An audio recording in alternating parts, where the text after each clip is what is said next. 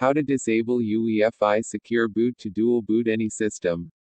Have you ever tried to install a second operating system alongside Windows?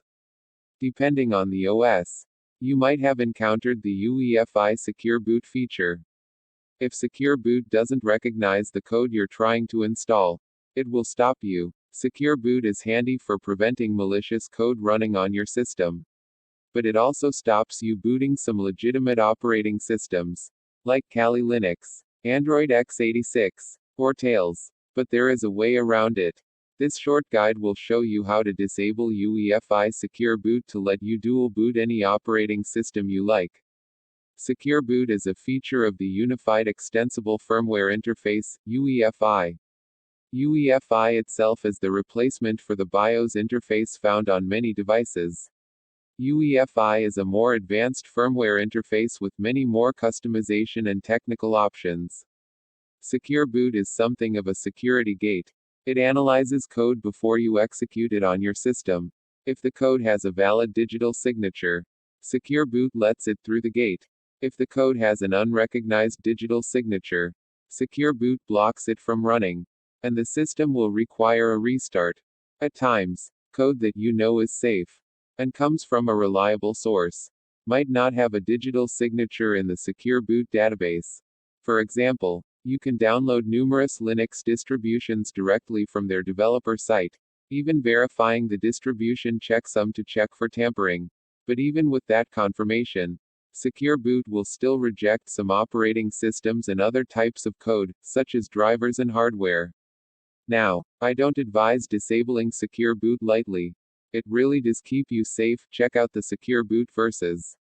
NotPetya ransomware video below. For example, especially from some of the nastier malware variants like rootkits and bootkits, others would contend it was the security measure to stop Windows pirating. That said, sometimes it gets in the way. Please note that turning Secure Boot back on may require a BIOS reset. This does not cause your system to lose any data. It does, however, remove any custom BIOS settings. Moreover, there are some examples where users are permanently no longer able to turn on Secure Boot. So please bear that in mind. Turn your computer off, then turn it back on and press the BIOS entry key during the boot process. This varies between hardware types. To get into the BIOS, you usually press a specific key at the right time. Here's how to enter the BIOS on Windows 10. But is generally F1, F2, F12, ESC, or Del. Windows users can hold Shift while selecting Restart to enter the Advanced Boot menu. Then select Troubleshoot greater than Advanced Options, UEFI Firmware Settings. Find the Secure Boot option. If possible, set it to Disabled. It is usually found in the Security tab, Boot tab, or Authentication tab. You have successfully disabled Secure Boot. Feel free to grab your nearest previously unbootable USB drive and finally explore the operating system.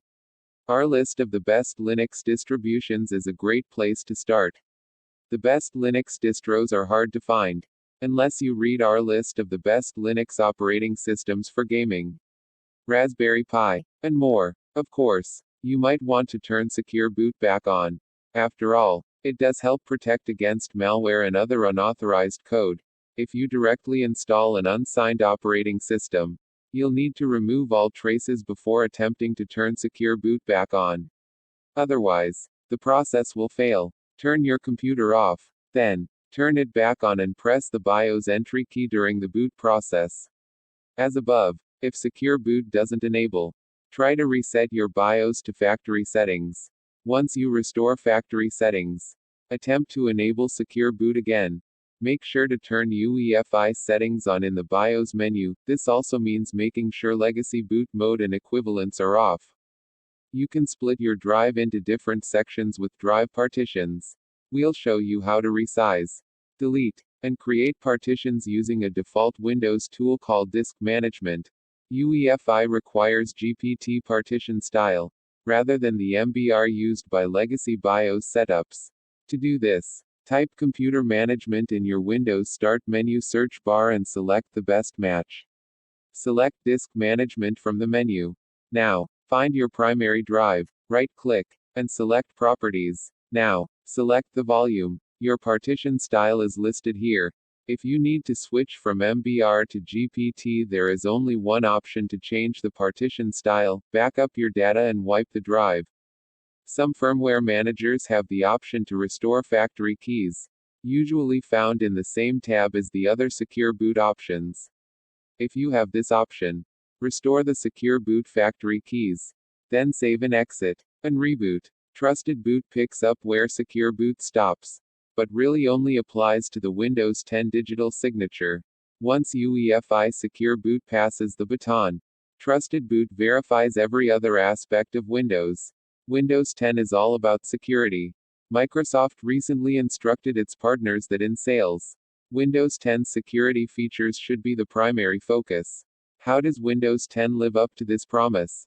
Let's find out. Much like Secure Boot, if Trusted Boot finds a corrupted or malicious component, it refuses to load. However, unlike Secure Boot, Trusted Boot can at times automatically repair the issue at hand, depending on the severity. The below image explains a little more about where Secure Boot and Trusted Boot fit together in the Windows boot process.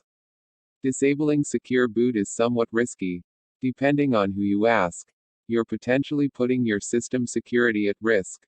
Secure Boot is arguably more useful than ever at the current time. Bootloader attacking ransomware is very real. Rootkits and other particularly nasty malware variants are also out in the wild. Secure Boot provides UEFI systems. If you've booted your PC recently, you might have noticed the acronym UEFI instead of BIOS. But what is UEFI? Text source: makeuseof.com.